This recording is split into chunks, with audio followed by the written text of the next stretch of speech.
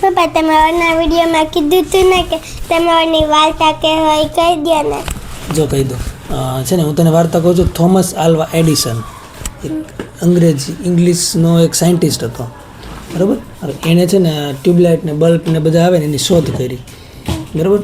હવે એને એક વખત એની લાઇબ્રેરી એને જે બનાવ્યું હતું ને 60-65 વર્ષની ઉંમર સુધીમાં જેટલી મહેનત કરી હતી અને એ મહેનતમાંથી લેબોરેટરીમાં બધું સંશોધન બધું કરતા ને, તો એક વખત એની લેબોરેટરીમાં એની લેબ હોય ને સાયન્સની, એમાં આગ લાગી ગઈ. શું થયું?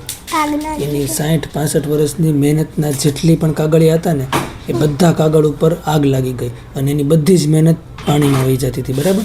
તો એ સમયે એ હસતો હતો. તો એના છોકરાએ એને પૂછ્યું કે પપ્પા તમે કેમ હસો છો? તમે આખી જિંદગીની તમારી મહેનત છે એ તમારી આ બધી સળગી રહી છે અને તોય તમે કેમ હસો છો? તો ત્યારે એને પપ્પાએ કીધું કે કામ કર, તાર મમ્મીને બોલાવતા. તો કે કેમ? તો કે આવો ખૂબસૂરત નજારો ક્યાંય નહીં જોવા મળે. તો પછી એણે એમ કીધું કે ભાઈ એમ કેમ તમે કહો છો? આ તો તમારી આખી જિંદગીની મહેનત છે અને તોય તો તમે એની ઉપર હસો છો. તો એણે શું કીધું ખબર? બુદ્ધિ હોય ને, બુદ્ધિ અહીંયાથી કોઈ નહીં લઈ જઈ શકે. મેં જે કાગળ ઉપર કામ કર્યું હતું ને એ વયું ગયું છે, પણ અહીંયા જે મગજમાં જે મારું કામ છે ને એ કોઈ ચોરી ન શકે, કોઈ બાળી ન શકે. હું ફરીથી ટ્રાય કરીશ.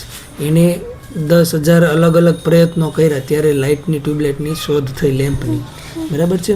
તો એણે એમ ન કીધું કે ભાઈ હું 10,000 વખત ફેલ થયો. એણે શું કીધું? મને સફળ થવા માટે 10,000 નવા આઈડિયા મળ્યા. એક આઈડિયો ફેલ જાય તો ફરીથી ટ્રાય કરે, એક આઈડિયો ફેલ જાય તો ફરીથી ટ્રાય કરે. સમજાઈ ગયું? તો એવી રીતે એના મગજમાં જે કંઈ પણ હતું એનો ઉપયોગ કરી અને એને બલ્બની શોધ કરી. સમજાઈ ગઈ વાર્તા?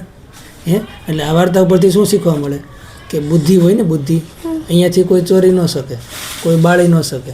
એટલે વિચારવાનું મગજથી, કરવાનું મગજ. ત્યાંથી મગજ બધી પ્રિન્ટ ત્યાંથી એક ડબ્બામાં નાખી દે.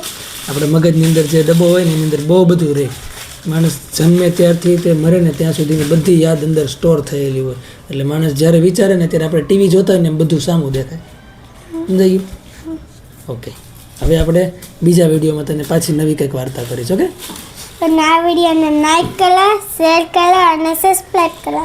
ત્યાં સુધી bye bye. Bye bye. Bye bye.